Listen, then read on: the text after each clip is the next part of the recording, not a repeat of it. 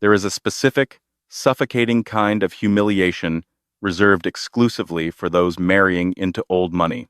It isn't always shouted or violently expressed. Usually, it is whispered over crystal wine glasses or handed down through quiet, devastating family traditions. For Clara, the ultimate insult came on a rainy Friday evening in Newport, Rhode Island. Her haughty mother-in-law pointed her toward a cramped, drafty guest room in the servants' wing, while her husband was ushered into a lavish master suite. They thought she was a nobody. They thought she would quietly accept her subjugation. They had absolutely no idea who she really was, or that she legally held the royal deed to the very floor they were standing on. Clara Cavendish always knew that marrying Nathaniel Brooks would be complicated. Nathaniel was the golden boy of the Brooks family, a Boston banking dynasty whose lineage could allegedly be traced back to the Mayflower, though they preferred to measure their worth by the size of their trust funds and the exclusivity of their country clubs. Clara, on the other hand, was an archivist and botanical illustrator. She lived a quiet, unassuming life, raised by her grandfather, Arthur, in a modest cottage in upstate New York after her parents passed away when she was young. When Nathaniel and Clara met at a charity gala in Manhattan, she was there, cataloging historical documents for the host. He was there to write a tax-deductible check. Their connection was immediate. Nathaniel was charming, seemingly weary of his family's suffocating expectations, and drawn to Clara's grounded, genuine nature. For the first 2 years of their relationship, they lived in a bubble in New York City. But a wedding ring changed the rules of engagement. Once Clara became a Brooks, she was no longer just a quirky girlfriend. She was an institutional liability. The matriarch of the family, Eleanor Brooks, made her disdain known from the moment she first laid eyes on Clara's unbranded vintage dress. Eleanor was a woman carved from ice and diamonds, whose social currency was built on exclusion. She spoke in veiled insults, weaponizing etiquette to make Clara feel small. It is so refreshing that Nathaniel chose someone who doesn't care about appearances, Eleanor had said at their rehearsal dinner, her eyes scanning Clara's simple pearl necklace. Most girls would have insisted on proper heirloom jewelry for a wedding like this. But you make do with what you have. It's quaint. Clara had swallowed the insult, gripping Nathaniel's hand under the table. He had squeezed back, a silent promise that they were in this together. But as the months of their marriage wore on, Clara began to notice a shift in her husband. Whenever his family was involved, Nathaniel's backbone seemed to dissolve. He would excuse his mother's microaggressions, dismiss his sister Victoria's blatant rudeness, and tell Clara she was simply misunderstanding their sense of humor. The true test of their marriage arrived in late August, during the Brooks family's annual end-of-summer retreat to Highcliffe Manor. Highcliffe was a sprawling, Gilded-Age monstrosity perched on the cliffs of Newport, Rhode Island. It was the crown jewel of the Brooks estate, a 70-room mansion with manicured lawns, sweeping ocean views, and a history of hosting senators, diplomats, and old-world royalty. Attendance at the August retreat was mandatory for the family, a 2-week affair of sailing, cocktail parties, and relentless social maneuvering. Clara dreaded the trip. She had spent the weeks leading up to it, packing and repacking, trying to find clothes that wouldn't draw Victoria's sneers or Eleanor's backhanded compliments. To add to her stress, she was mourning. Her beloved grandfather, Arthur, had passed away peacefully in his sleep just 2 months prior. Clara was still untangling his affairs. He had left her everything he had, which she assumed consisted of his old books, his cottage, and a few modest savings accounts. His attorney, a man named Thomas Abernathy, from a prestigious London firm, had been trying to reach her for weeks, sending heavy, wax-sealed envelopes that Clara had been too grief-stricken to open. She had packed the latest bundle of documents in her leather tote bag, promising herself she would review them during the quiet moments in Newport. The drive up to Rhode Island was tense. Rain lashed against the windshield of Nathaniel's Range Rover, mirroring the dark knot forming in Clara's stomach. "Just try to play along this weekend, Clara," Nathaniel said, his eyes fixed on the slick road. "Mother is already stressed about hosting the regatta dinner on Saturday. Let's not give her any reasons to criticize. Clara turned to look at her husband, her heart sinking. Let's not give her any reasons. As if Clara's mere existence wasn't reason enough for Eleanor to sharpen her claws. I am always polite, Nathaniel. I'm not the one who initiates the hostility. I know, I know, he sighed, rubbing his temples. Just keep your head down. It's only 2 weeks. When the iron gates of Highcliffe Manor finally loomed out of the fog, Clara felt a chill that had nothing to do with the damp New England weather. The house was an imposing structure of gray stone and dark, sweeping roofs, looking more like a fortress than a summer home. As they pulled into the circular driveway, the heavy oak front doors swung open. A butler, flanked by 2 housekeepers, stepped out with umbrellas, and waiting in the grand foyer, holding a crystal glass of sherry, was Eleanor Brooks. The games were about to begin. The grand foyer of Highcliffe Manor smelled of lemon polish, old money, and sea salt. As Clara stepped inside, shaking the rain from her coat, Eleanor approached them with the grace of a predatory bird. She kissed Nathaniel warmly on both cheeks, her eyes lingering adoringly on her son. When she turned to Clara, her smile didn't quite reach her eyes. "Clara, you look tired," Eleanor remarked smoothly, handing her empty glass to a passing maid. "The drive from the city must have been taxing. I suppose you aren't used to long journeys without a chauffeur." "The drive was fine, Eleanor," Clara replied evenly, keeping her voice steady. "Thank you for hosting us." "Of course. Family is everything to the Brooks," Eleanor said, emphasizing the word Brooks. "Now, the staff will take your luggage up.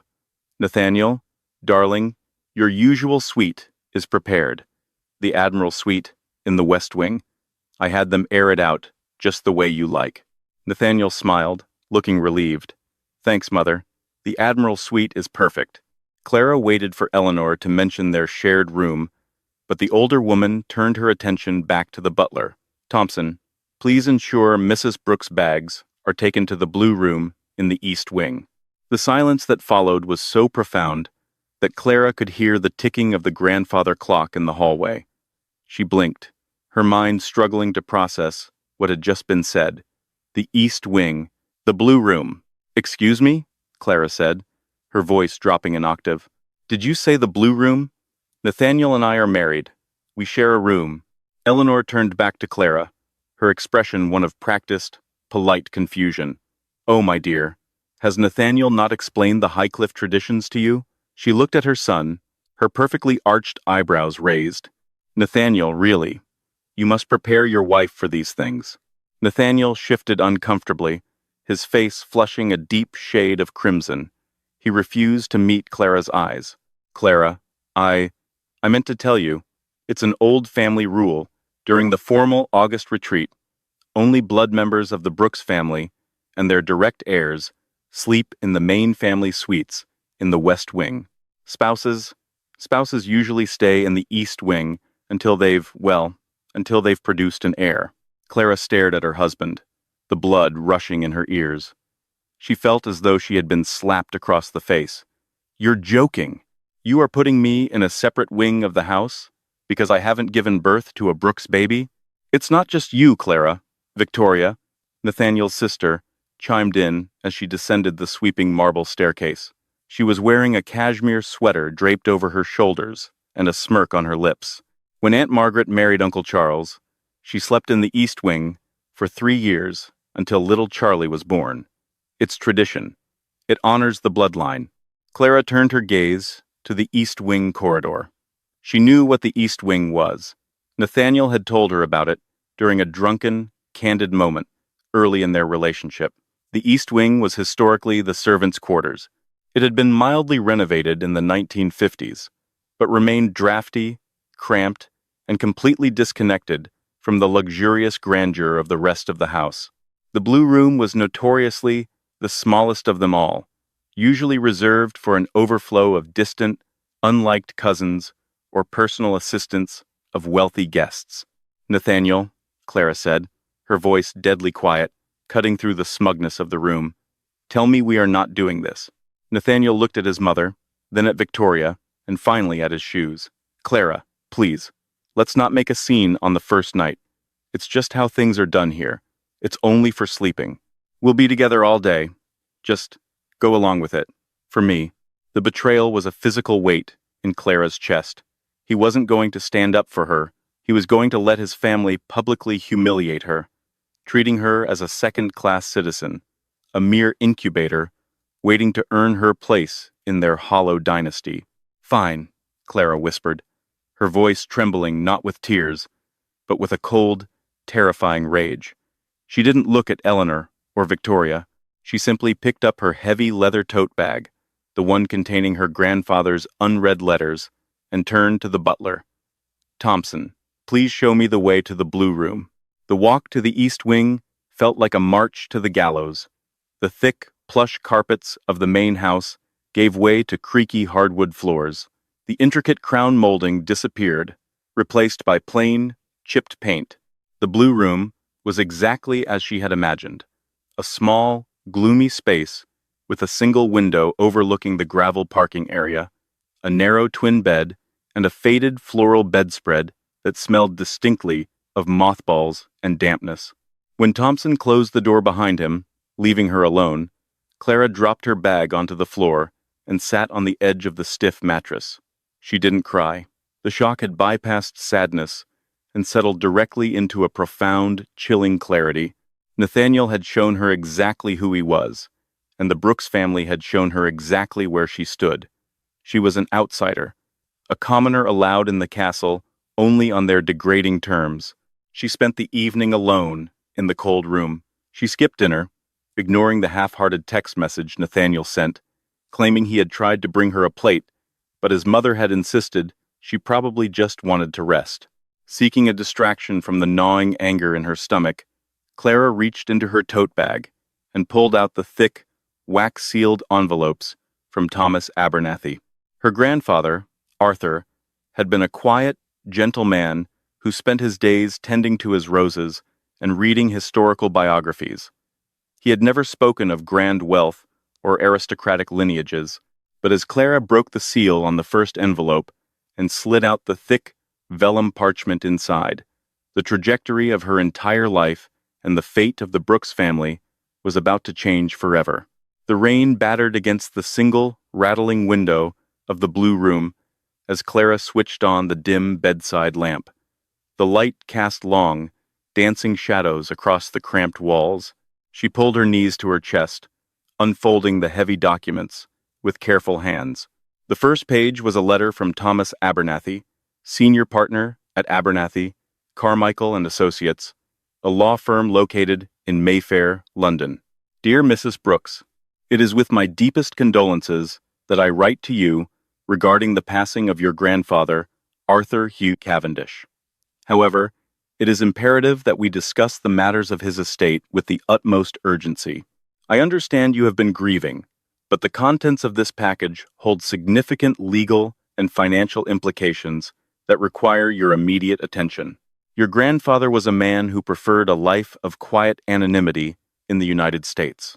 However, his true legal name was Lord Alistair Hugh Cavendish, the 11th Earl of Blackwood, and the sole surviving heir to the Cavendish Trust. As his only living descendant, you are now the primary beneficiary of the estate, the titles, where applicable, by descent, and the entirety of the Trust's land holdings. Clara stopped reading, her breath catching in her throat. Lord Alistair Hugh Cavendish, the 11th Earl of Blackwood? It had to be a mistake. Her grandfather was Arthur, the man who wore patched corduroy trousers and made terrible burnt toast on Sunday mornings. He couldn't be a British aristocrat, but as she sifted through the document's birth certificates, a massive family tree meticulously mapped out, and a certified copy of her grandfather's true will, the undeniable truth, stared back at her. Her grandfather had walked away from his aristocratic life in England after a devastating family tragedy in his youth, choosing to reinvent himself as a commoner in America. He had kept his identity a secret from everyone, including Clara's parents, to protect them from the crushing weight and toxic politics of old-world nobility. But it was the second envelope that made the blood freeze in Clara's veins. It was a thick, leather-bound folder embossed with gold lettering. Inside was a document that looked incredibly old, encased in a protective archival sleeve. The letter from Abernathy, attached to it, read, Mrs. Brooks, I must draw your specific attention to the holdings of the Cavendish Trust in North America.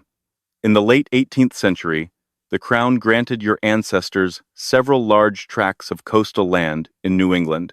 While much of this was sold over the centuries, one specific parcel was retained and placed into a 9-year land lease in the year 1927. The leaseholder is a family by the name of Brooks. Clara's hands began to shake violently. She read the words again and again. The land in question encompasses the entirety of the Newport Peninsula Cliffs, specifically the 4-acre estate currently known as Highcliffe Manor. The Brooks family owns the physical structure of the home, but the ground it sits upon is the exclusive freehold property of the Cavendish Trust. You, Clara, are the sole owner of that land. Clara scrambled through the pages, her eyes darting across legal jargon, property lines, and historical maps. There it was, the Royal Land Grant, originally drafted in 1762, validated and converted into a modern trust agreement. And attached to the back was a copy of the lease agreement signed by Nathaniel's great-grandfather, Harrison Brooks. She read the terms of the lease, and a cold, sharp smile spread across her face. The 9-year lease was not a standard agreement. It had been signed during the Great Depression when the Brooks family was briefly desperate for liquidity. In exchange for a massive upfront payment from the Cavendish estate, the Brooks had surrendered the freehold of the land, leasing it back for a nominal fee of $1 a year. But there was a catch. The lease had a strict expiration date, September 1st, 2026, next week. According to Abernathy's notes, the Brooks family had been trying to contact the elusive Cavendish Trust for the past 5 years to renegotiate or purchase the land back before the lease expired. Because Arthur had instructed his lawyers to ignore all correspondence from the Brooks family, perhaps out of a desire to remain hidden, or perhaps because he simply didn't care the lease had gone unrenewed. If a new agreement was not signed by September 1st, the terms of the original contract dictated that the land and any permanent structures built upon it would legally revert to the complete ownership of the Cavendish estate. Clara looked around the miserable, damp blue room, the peeling wallpaper, the tiny bed. She thought of Eleanor's smug face. She thought of Victoria's cruel laughter. And, most painfully, she thought of Nathaniel, the man who had promised to love and protect her, sleeping comfortably in his luxurious Admiral suite, while she was banished to the servants' quarters like an unwanted stray dog. They paraded around Highcliffe Manor like kings and queens of their own universe, looking down their noses at her because she lacked a pedigree. They enforced archaic, humiliating rules to put her in her place. They didn't own Highcliffe. She did.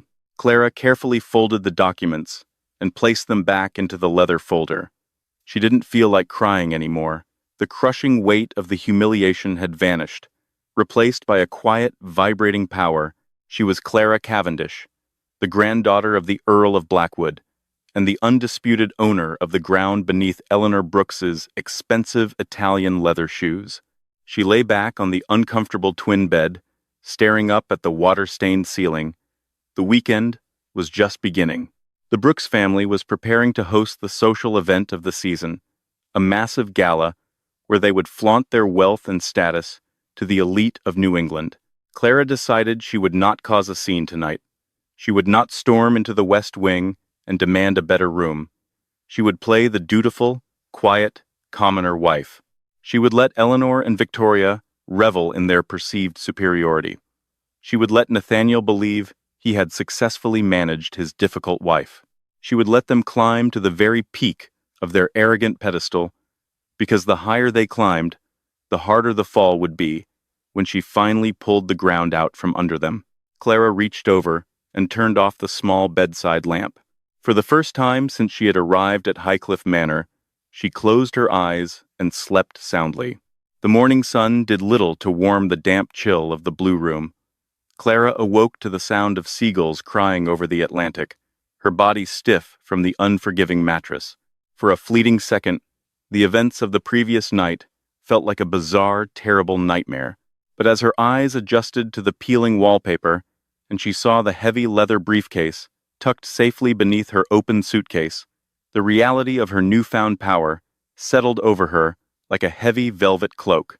She was no longer the helpless, out-of-place archivist trying to win the approval of a family that despised her. She was Clara Cavendish, and she held the keys to their kingdom. She dressed carefully, choosing a simple navy linen dress, and applied her makeup with a steady hand.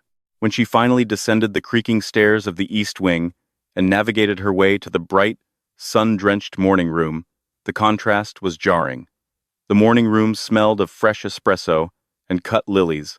Eleanor, Victoria, and Nathaniel were already seated around a mahogany table, picking at imported fruit and reading the morning papers.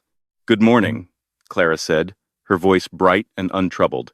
Nathaniel looked up, a flash of guilt crossing his features before he offered a tight smile. "Morning, Clara. Did you sleep well?"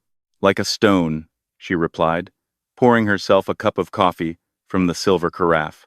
She took a seat directly across from Eleanor. The East Wing is wonderfully quiet. It gives one a lot of time to think. Eleanor didn't look up from her tablet. "I'm glad you've found a way to appreciate it. The staff is usually quite content over there. Now, Nathaniel, we need to finalize the seating chart for Saturday's regatta gala. Governor Hayes cannot sit next to the Montgomerys. You know their history." As Eleanor droned on about the social logistics, Clara casually buttered a piece of toast, watching them. The arrogance was palpable, but beneath it, Clara noticed something she hadn't seen before. A subtle, vibrating tension. Nathaniel kept checking his phone, his leg bouncing nervously under the table. Even Victoria, usually languid and detached, was obsessively biting her thumbnail. "Mother, has Mr. Preston called back?" Nathaniel interrupted, his voice hushed. Mr. Preston was the Brooks family's lead attorney. Eleanor's jaw tightened. She shot a warning glance toward Clara, but Clara pretended to be entirely engrossed in her blackberry jam. "No, Nathaniel, he hasn't. But I refuse to ruin my morning worrying about bureaucratic incompetence. It will be handled. The Brooks family has held Highcliffe for generations. We aren't going to let some faceless, foreign trust fund push us around over a technicality." Clara took a slow sip of her coffee to hide her smile. A technicality. That was what they were calling the expiration of the 9-year land lease. "If they don't answer by Saturday midnight, it goes into default, Mother," Victoria snapped, dropping her pretense of calm. "Do you realize what that means? We could lose the grounds. We couldn't even walk out the front door without trespassing." "Keep your voice down, Victoria," Eleanor hissed, her eyes darting to Clara. "This is a private family matter." Clara wiped her mouth with a linen napkin and stood up, the picture of innocent oblivion. "Is everything all right? If you have family business to discuss, I can take my coffee out to the gardens. I wouldn't want to intrude on anything permanent." Nathaniel sighed, rubbing his face. "It's fine, Clara. Just some boring real estate paperwork regarding the estate's boundaries. Nothing you need to worry about." "All right," Clara said softly. "I'll be out on the cliffs if you need me." She walked out through the French doors, the sea breeze instantly whipping her hair around her face. Once she was safely out of earshot, standing at the very edge of the manicured lawn where it met the rugged Rhode Island cliffs, Clara pulled out her phone. She dialed the international number on Thomas Abernathy's letterhead. It rang twice before a crisp, British voice answered. "Abernathy, Carmichael, and Associates. Thomas Abernathy speaking." "Mr. Abernathy," Clara said, the wind threatening to steal her words. "This is Clara Brooks, or rather, Clara Cavendish." There was a sharp intake of breath on the other end of the line. "Lady Clara, thank heavens. I have been trying to reach you for weeks.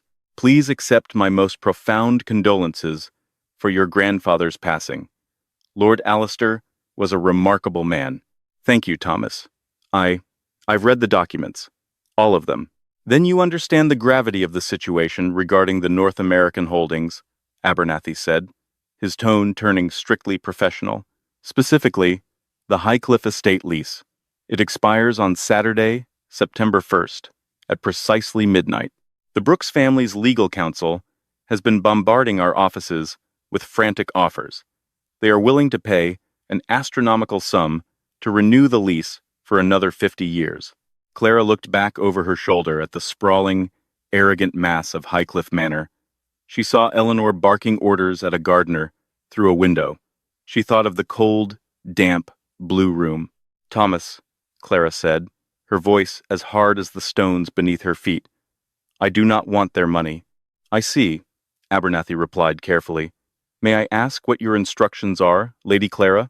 If we do not execute a renewal agreement by Saturday midnight, the entire property, including the physical structures built upon it, reverts to your absolute ownership by default."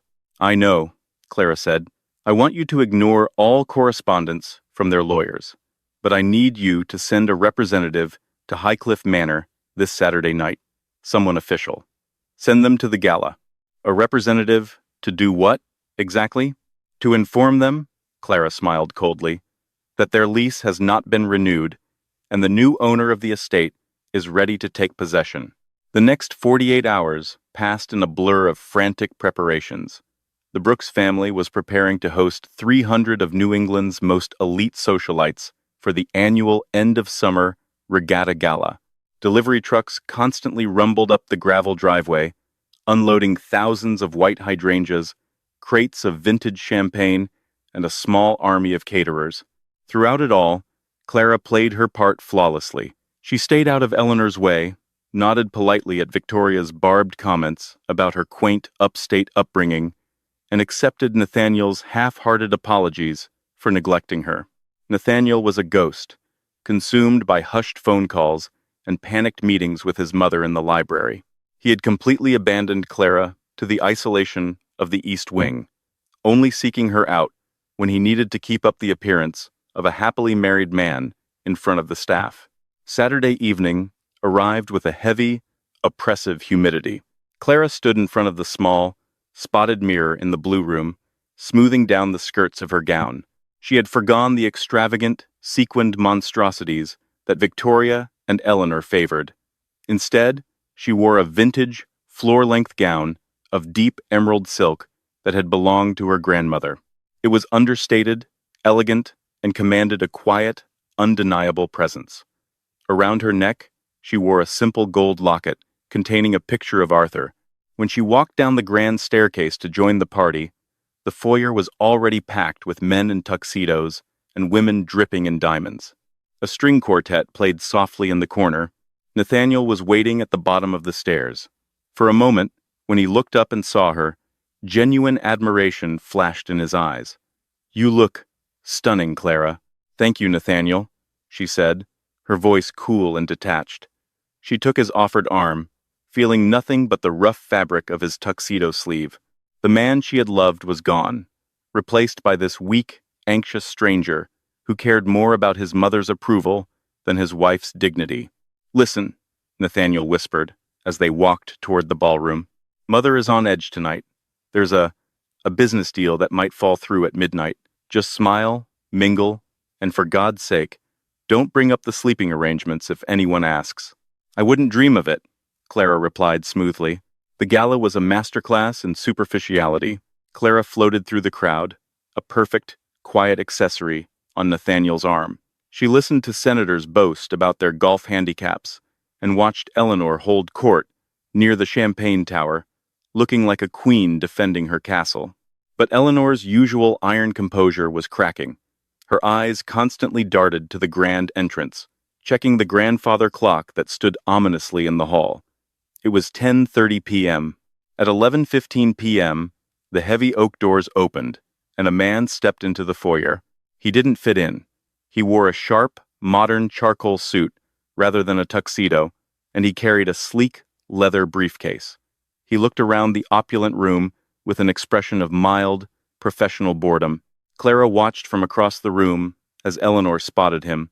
The matriarch's face went pale. She immediately grabbed Nathaniel's arm, digging her manicured nails into his sleeve, and hissed something in his ear. Nathaniel's eyes widened, and the two of them, along with Victoria, hastily made their way toward the newcomer. Clara excused herself from a conversation with an elderly judge and quietly followed them, slipping into the shadows of the hallway as Eleanor corralled the man into the private family library, shutting the heavy mahogany doors behind them. Clara moved quickly. She approached the library doors, pressing her hand against the cool wood. It was time. Inside the library, Eleanor's voice was pitched high, with barely suppressed panic. "You must be from Abernathy's firm in London. I am Eleanor Brooks. We have been trying to reach your office for weeks. We have the revised contracts ready, and we are prepared to wire the funds for the lease extension immediately. You're cutting it terribly close, Mr. Donovan," the man's voice replied smoothly. "Arthur Donovan, junior partner at Abernathy, Carmichael and Associates. And please, Mrs. Brooks, there is no need for panic. I am here to finalize the matters of the Cavendish Trust regarding the Highcliffe estate." "Thank God," Nathaniel breathed. "Do you have the paperwork? My lawyers are on standby to execute the wire transfer." "I'm afraid there has been a misunderstanding, Mr. Brooks," Donovan said, his tone chillingly polite. "I am not here to accept your money, nor am I here to renew the lease." A heavy, suffocating silence fell over the library. "Excuse me?" Eleanor's voice trembled. "What do you mean you aren't renewing? We are offering triple the market value for the land. You cannot possibly evict us from our own family home. Technically, Mrs. Brooks, it is only your physical structure. The ground, the gardens, the cliffs, and the access roads belong entirely to the trust. As per the 1927 agreement, upon the expiration of the lease at midnight tonight, the structure forfeits to the landowner. You will have 30 days to vacate the premises before the locks are changed." "This is outrageous," Victoria screamed. "Who is running this trust? We demand to speak to them directly. Who is this Lord Cavendish?" "Lord Cavendish passed away 2 months ago," Donovan explained calmly. "The entire estate, including this property, has passed to his sole surviving heir. I cannot negotiate with you because I do not have the authority. Only the new head of the trust can decide the fate of Highcliffe Manor." "Then get them on the phone," Eleanor commanded, her aristocratic facade entirely shattered. "I don't care what time zone they are in. Get this heir on the phone right now and tell them the Brooks family demands a negotiation." "That won't be necessary, Mrs. Brooks." Clara turned the brass handle and pushed the heavy mahogany doors open. The hinges groaned slightly, drawing the eyes of everyone in the room. She stepped into the dim light of the library, her emerald silk gown rustling softly against the Persian rug. Nathaniel frowned, stepping forward. "Clara, what are you doing in here? This is a private, highly confidential legal meeting. You need to leave. Go back to the party." Eleanor glared at her, furious at the intrusion. "For heaven's sake, Clara, have you absolutely no sense of boundaries? Get out." Clara ignored them. She walked straight past her husband and her mother-in-law, stopping only when she stood beside Mr. Donovan. She turned to face the Brooks family, her posture perfectly straight, her eyes locked onto Eleanor's horrified, confused face. "Mr. Donovan," Clara said, her voice ringing clear and authoritative in the silent room, "have you informed my tenants that their lease has expired?" The heavy mahogany doors of the library seemed to absorb the sounds of the gala outside, leaving only a thick, suffocating silence in their wake. For a long moment, nobody moved. The air in the room grew heavy, charged with a sudden, unpredictable electricity. Eleanor Brooks was the first to break the silence. She let out a sharp, breathless laugh, waving a dismissive hand covered in diamond rings. "Clara, really, this is neither the time nor the place for whatever bizarre performance art you're attempting. Mr. Donovan and I are discussing multi-million-dollar estate matters. Go back to the ballroom, now." Clara didn't move an inch. She didn't shrink under Eleanor's furious glare. Instead, she turned her gaze to the junior partner. "Mr. Donovan, would you kindly clarify the situation for Mrs. Brooks? She seems to be laboring under a misapprehension regarding my authority." Donovan straightened his charcoal suit jacket, opening his leather briefcase to extract a thick, gold-embossed folder. He placed it delicately on the center of the mahogany desk. "Mrs. Brooks," Donovan said, his voice entirely devoid of emotion, "there is no misapprehension. Allow me to formally introduce my client, Lady Clara Cavendish, the 12th Countess of Blackwood, and the sole legal head of the Cavendish Trust. She is the undisputed, absolute owner of the 40 acres of coastal land beneath your feet." Nathaniel took a step back, bumping into a bookshelf. The color drained completely from his face, leaving him looking sickly and hollow. "Clara, what is he talking about? Your grandfather was a botanist. He lived in a 2-bedroom cottage in upstate New York. He drove a rusted Volvo." "My grandfather was Lord Alistair Hugh Cavendish," Clara corrected, her voice chillingly calm. "He abhorred the toxicity of aristocratic privilege and chose a life of quiet, honest labor over the hollow vanity of high society, a concept I know this family struggles to comprehend." Victoria scoffed, though her hands were trembling violently as she clutched her cashmere shawl. "This is a fraud. You forged those documents. You've always been a gold-digging little nobody, and now you're trying to extort us." "Victoria, darling," Clara smiled, a sharp, dangerous expression that made the younger woman flinch. "Extortion implies I want your money. I don't. I want my property." Eleanor's chest heaved as she stepped forward, the mask of the untouchable matriarch finally cracking, revealing the desperate, terrified woman underneath. "You can't do this, Clara. We are family. You are a Brooks. Highcliffe has been in this family for generations. You cannot simply walk in here and declare yourself the owner of our home." "Your home?" Clara raised an eyebrow. "That's fascinating, Eleanor, because just yesterday, you made it exceptionally clear that I am not part of this family. You reminded me that I lack the proper bloodline. You banished me to the servants' quarters to honor your sacred traditions." Clara took a slow, deliberate step toward her mother-in-law. "Let's talk about those traditions," Clara continued, her voice dropping to a dangerous whisper. "You put me in a drafty, miserable box in the East Wing because you believed I was beneath you. You thought you could humiliate me into submission. You thought you were the queen of this castle, Eleanor. But the truth is, you're just a tenant with a severely overdue bill." Nathaniel, sweating profusely, suddenly grabbed Clara's arm. "Clara, please, stop this. We're married.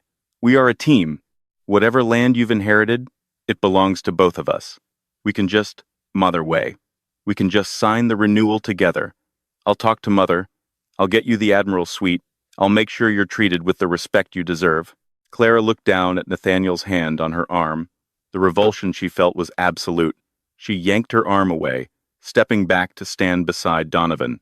"Respect isn't something you negotiate when you're backed into a corner, Nathaniel," Clara said, her eyes blazing. "And as for what belongs to both of us, I believe we need to discuss our prenuptial agreement." Eleanor gasped, her hand flying to her throat. "Yes," Clara nodded, her eyes locked on Eleanor.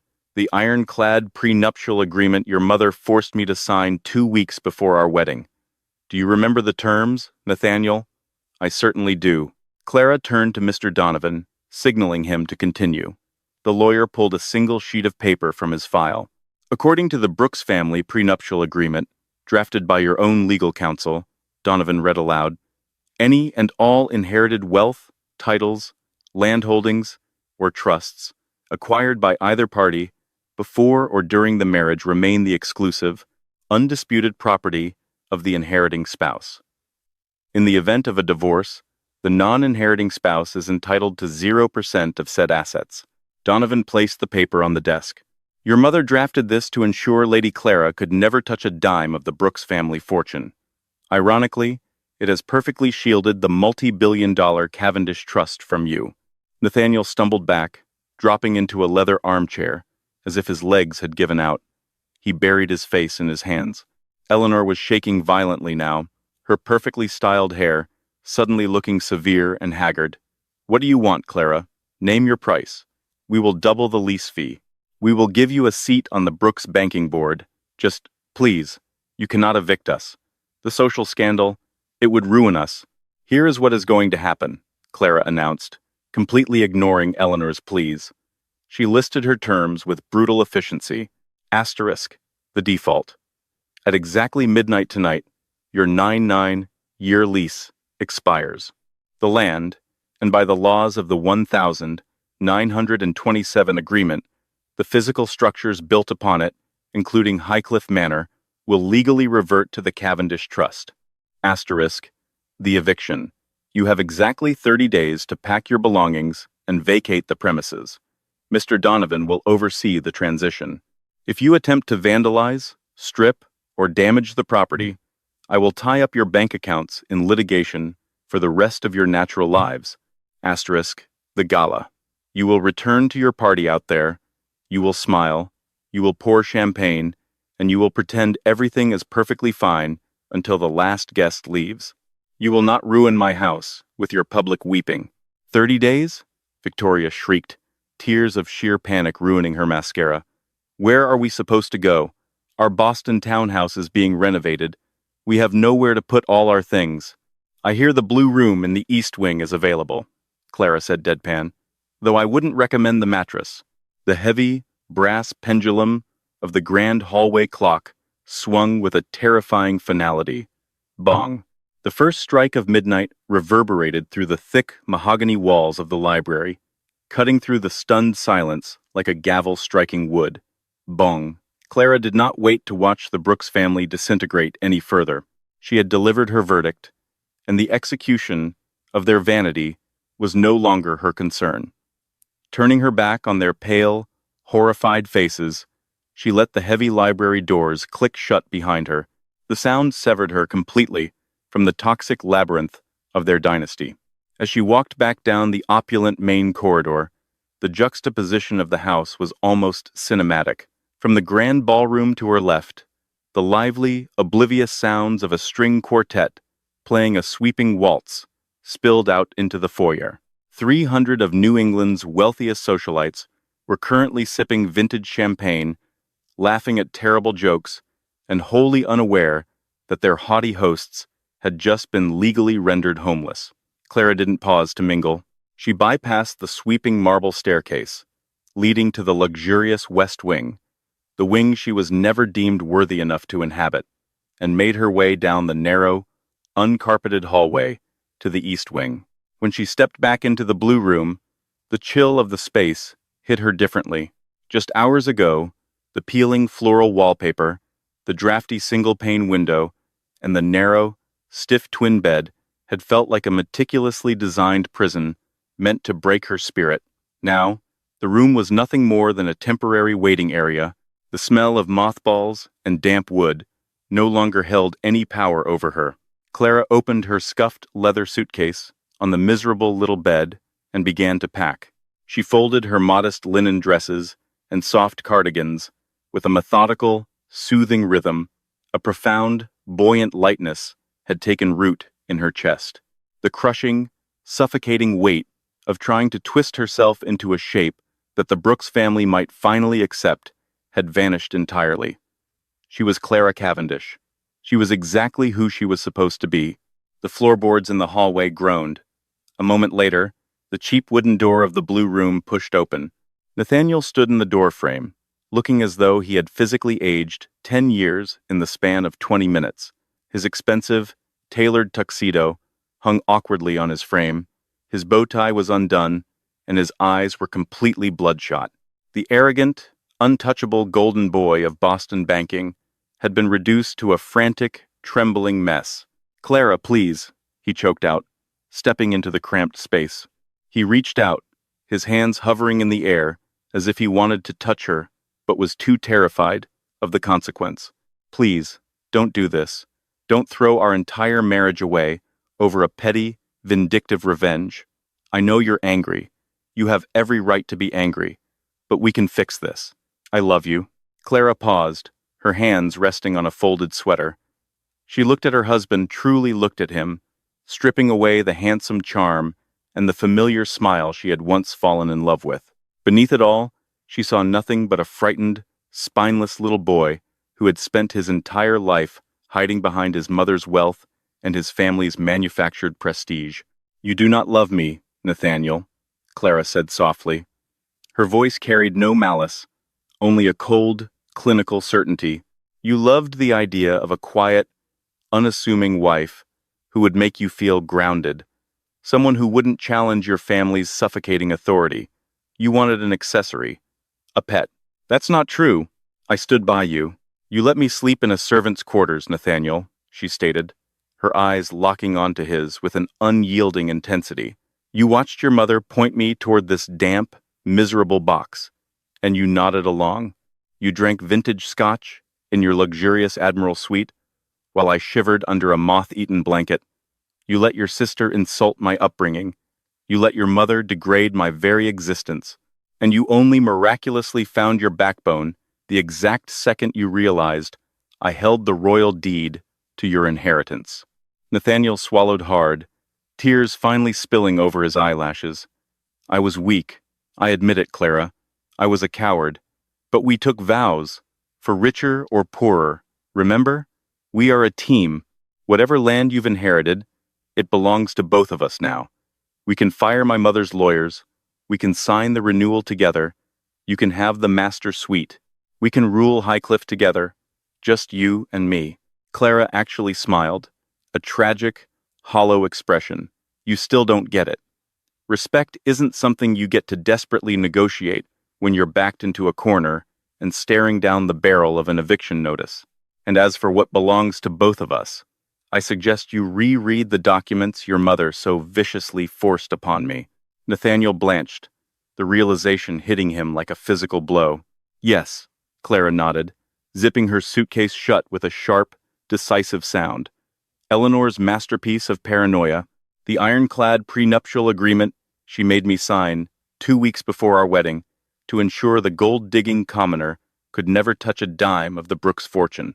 It clearly states that any inherited landholdings acquired by either party remain their exclusive, undisputed property in the event of a divorce. She dug your grave, Nathaniel. I am simply refusing to pull you out of it. She picked up her suitcase in one hand and her heavy leather tote bag, the one containing her grandfather's legacy, the Cavendish Trust documents, and her freedom in the other. I am filing for divorce on Monday morning, Clara said, stepping around him toward the door. My legal team in London will be in touch with Mr. Preston. Tell your mother she has exactly 30 days to pack up her crystal and vacate my property. It's going to be a very swift, very clean break. Nathaniel stepped aside, leaning heavily against the peeling wallpaper, too utterly defeated to argue. Clara walked out of the blue room, leaving him alone in the drafty silence. She descended the creaking stairs of the east wing for the very last time. When she pushed open the heavy oak front doors of Highcliffe Manor, the coastal storm had completely passed. The Rhode Island sky was crisp, clear, and ablaze, with a million brilliant stars. Mr. Donovan was waiting for her in a sleek, black town car, idling on the gravel driveway. As the driver opened the door for her, Clara slid into the plush leather seat and looked up at the sprawling, imposing stone mansion one last time. It was no longer a fortress designed to keep her out. It was a blank canvas. 6 months later, the spring thaw brought a spectacular, vibrant bloom to the rugged coastal cliffs of Newport. The scandalous, unprecedented eviction of the Brooks family from Highcliffe Manor had dominated the society pages of the Boston Globe and the New York Times for months. It was a spectacular fall from grace that high society consumed with absolute, unbridled schadenfreude. Eleanor, Victoria, and Nathaniel had been forced to retreat in utter disgrace to a heavily mortgaged, cramped 3-bedroom condominium in a noisy, undesirable neighborhood in Boston. Their social standing had evaporated overnight. The elite circles they had so fiercely and cruelly guarded instantly turned their backs on them, mocking the revelation that the arrogant Brooks dynasty had been effectively squatting on borrowed aristocratic land for nearly a century. Eleanor was reportedly shunned at her country club, and Victoria's wealthy fiancé had promptly called off their engagement. Clara, however, had been exceptionally busy. She stood on the grand, sweeping stone terrace of Highcliffe, wearing a comfortable pair of denim overalls, a canvas sun hat, and holding a clipboard. The imposing, dreary Gilded Age monstrosity had undergone a breathtaking metamorphosis. The heavy, oppressive velvet drapes had been torn down, letting the brilliant, restorative coastal sunlight flood every corner of the estate. The West Wing, once fiercely reserved exclusively for the pure-blooded Brooks heirs, had been completely gutted and converted into a state-of-the-art botanical research facility and public library. It was now open, entirely free of charge, to scholars, archivists, and students from around the world. The grand ballroom, where Eleanor had once hosted her superficial, exclusionary galas, now housed a massive, interactive, public exhibit on local marine ecology and historical land preservation. Clara had legally and permanently renamed the estate the Arthur Cavendish Botanical Foundation. "Excuse me, Lady Clara." Clara turned from the terrace railing to see Thompson. The former Brooks family butler, whom Clara had immediately rehired and promoted to estate manager at double his previous salary, was walking toward her. He carried a silver tray holding a pitcher of freshly brewed iced tea. "Just Clara is fine, Thompson. You know that." She smiled warmly, setting her clipboard down on a patio table. "Of course, Clara," Thompson smiled back. The tight, anxious, subservient posture he had been forced to maintain under Eleanor's tyrannical reign was completely gone. He looked relaxed, healthy, and genuinely happy. "I just wanted to let you know that the new shipment of heirloom English rose bushes has arrived from London. The landscaping team is preparing to plant them outside the East Wing." "Wonderful," Clara said, accepting a cold glass of tea. "Please tell the foreman to be gentle with the roots. The coastal soil is still a bit rocky on that side." Clara took a sip of her tea and let her gaze drift toward the East Wing. The transformation there was perhaps her favorite achievement. She had overseen the renovations personally. The drafty walls had been heavily insulated, the ancient plumbing ripped out and modernized, and the peeling, depressing wallpaper replaced with bright, vibrant, breathable paint. The cramped, degrading servant quarters had been turned into luxurious, welcoming guest suites for visiting artists and scientists. And the blue room was gone. Clara had knocked down the walls, separating it from the adjacent storage closets, expanding the space tenfold. In its place